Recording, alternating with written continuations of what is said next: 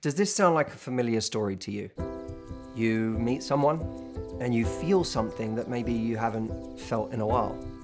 You feel attracted, you feel connected, and the best part is they feel the same way. And then, just as you're allowing your hopes to run away with themselves, you're beginning to think about what this could mean, you start to feel that person pull away. Their energy changes, maybe their communication becomes less consistent, maybe their responses to you get shorter, maybe they stop saying some of the intense things that they were saying in the beginning. Those things that stoked your hope in the first place, the things that got you all excited, they stop saying. It leaves us wondering what on earth went wrong when everything seemed to be going so right. Now, I want to talk about one of the potential reasons that it happened, that they went cold. And I also want to talk about the biggest mistake that we tend to make when this happens. People pull away oftentimes because they have sensed something in us that is trying too hard, that has made them too important too quickly. And one of the negative effects of this is that someone begins to feel that we've made up our minds about them and who they are and how valuable they should be in our lives before they've really earned it. And when we do that and when they sense that, our value goes down because they ask themselves the question, why am I so important to this person so quickly? What's going on with them that I have suddenly become so valuable in their life, even though A, they don't know me that well, and B, I haven't actually done that much for them. It's not like I've invested a ton into their life. So why am I suddenly so important? And when someone feels that and your value goes down, there's that combination of your value has gone down to that person, but you also now feel very intense to that person. And so they start to pull back. Now, onto the mistake that we often make when we feel someone pull away. Because we've made this person so important, what kicks in when they pull away is a fight instinct. I am going to fight for this. I'm going to go out of my way to try to keep this because it's really valuable and it's really important. Now, why have we made it so valuable and so important? Number one, a scarcity mindset. If we don't meet anyone we like very often, if we feel like love is really elusive, then if we even get a taste of being with somebody, we'll do anything to keep it. Number two, impatience. We want the result today. We don't want to wait another year or 5 years or more. We want it today. So if it feels like it's right in front of us, I'll do anything I have to keep it. And number three, low self-esteem.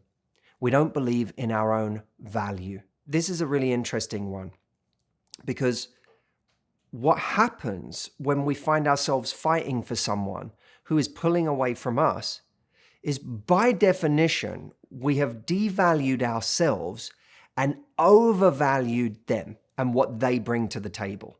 Let's try an experiment for a moment. Pause this video for a moment when I say this and just write down what it is you are attracted to in this person. And be really honest about this. Don't write answers that sound good.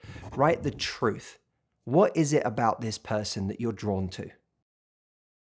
Now, pay attention to your answer because often the answers are very revealing about something that we are overvaluing. If you wrote down they're really attractive, if you wrote down their confidence, the connection you feel with them, or if you had trouble writing something down because you're like, I guess it's hard to explain. I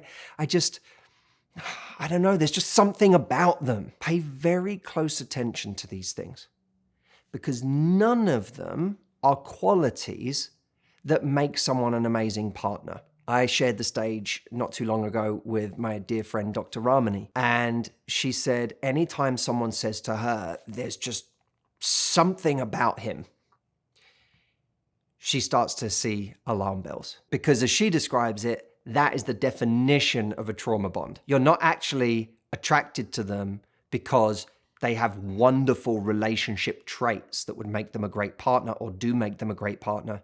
You're attracted to them because of some ethereal, hard to put your finger on feeling that compels you to keep trying. What are the qualities that make someone a great partner?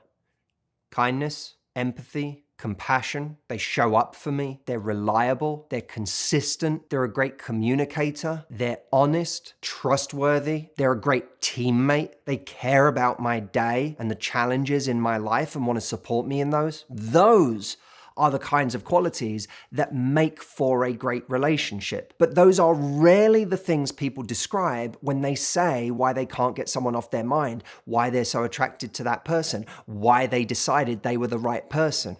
Remember, none of the things like charisma, confidence, boldness, sex appeal, connection even, the fact that we can talk about all sorts of different subjects, the fact that I just feel so good around them, none of those things are things that on their own could make a great relationship.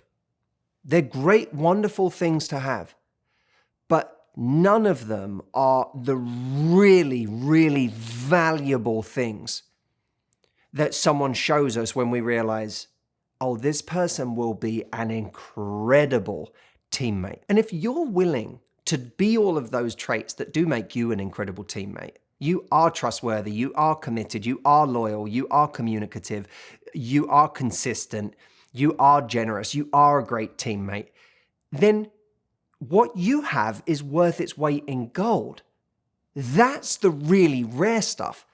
That's the stuff of true character that is so valuable. So why are you cheapening that and making so important these things that you think they have? One of the things I've come across more than anything in my career is people who overvalue someone that they have a great time with. I want you to think about it in a business context for a moment.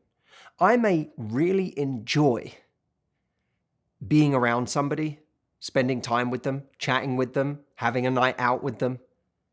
But none of those things mean that that person would be a great partner in business if I wanted to build a business with someone. Well, a relationship, a romantic relationship, is like a company. It's a company of two. And just because someone is great company, it doesn't mean they can make a great company. Just because someone is great company, it doesn't mean they can make a great company. Someone can be wonderful to hang out with, but can they build an amazing relationship with you? If they're pulling away, we already know that's not a good sign of someone who can actually build something with you. So the appropriate response, by the way, when we feel someone pulling away, is to become less certain of them. The appropriate response is to say, oh, you're backing off. I feel you getting colder. I feel you pulling away. That's making me reevaluate how right you are for me. That's making me start to allocate more time and energy to other things in my life. That's making me think, well, maybe it is time to start dating other people if you're in that place. Someone else's uncertainty about you is not an indication of your lack of value. Someone's uncertainty should be an indication of their lack of value to you. Because one of the greatest things you can have in a partner is someone who is certain about you. Look, should you be willing to fight for someone? Yes, but here's the right context for fighting for someone. When there is a hurdle that the two of you need to get over to be together, despite wanting to be together. Romeo and Juliet wanted to be together, but they were from different houses and there was a politics around them being together. That was a hurdle that they both mutually wanted to get over. It wasn't Romeo saying, I'll fight for Juliet even though she's not sure about me. Ask yourself if you're playing Romeo and Juliet with someone and the hurdle is their uncertainty.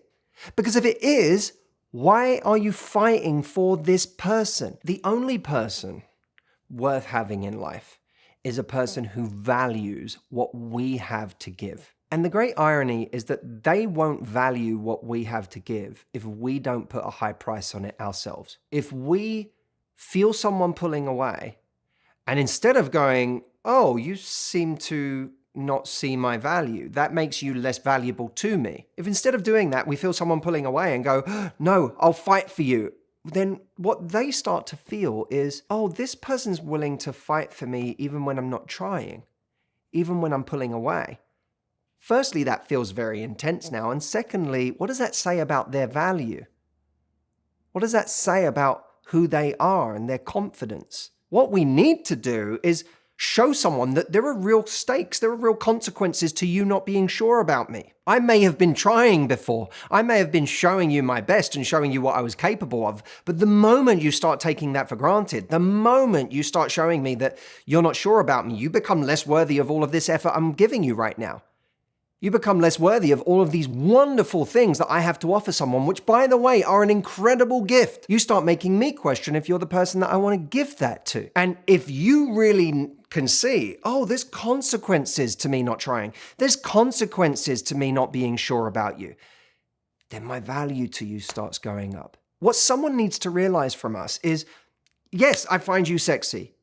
Yes, I love being around you. You turn me on. I find you fun. I find you exciting. I enjoy your company.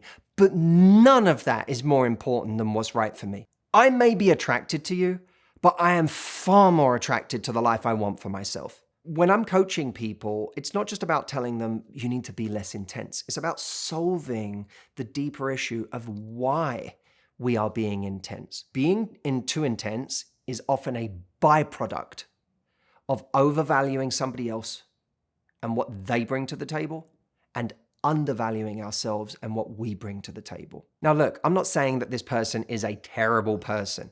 It may just be someone who hasn't had a fair shot at seeing your value yet, partly because in the process you didn't value yourself. But whether your goal is to move on from this person or to finally have them see your value, the answer is the same.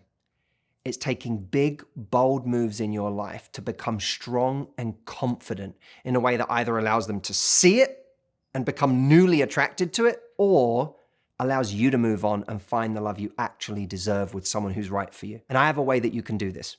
It's a free video training at moveonstrong.com that shows you exactly how to build back that strength to be the most confident you after a difficult time like this, where someone has either rejected you or gone cold or started to pull away. Go to moveonstrong.com and I'll show you how to build that confidence again.